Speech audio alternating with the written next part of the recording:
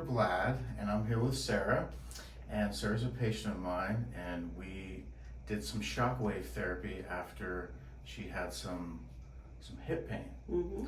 Correct? Yes. And I just want to share with people what your experience was like, and first describe to us what brought you in for treatment in the first place. Well, what brought me in, I was doing some lifting and I lifted wrong, so I hurt my lower back, my lower hip, and so I started coming in, and I could feel that everything was getting adjusted right, movement was starting to come back, but I still had that chronic pain that wouldn't get out of there. So then when we finally did the shockwave, I felt like a new woman.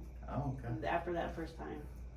I've been going to chiropractors for years, and they, always got me moving great, but I've always had that chronic pain in there, and so for the first time in a long time, I was pain-free, and it felt amazing.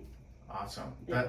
That's great. And I think I explained to you this before, but one of the reasons that is what the shockwave does that's different from just the adjustment. The adjustment gives you that alignment Mm-hmm. and helps with the pain, but the shockwave actually goes in and breaks up adhesions and scar tissue, but it goes deep within the tissue. And sometimes an adjustment can't get that. Sometimes physical therapy and exercise can't get that.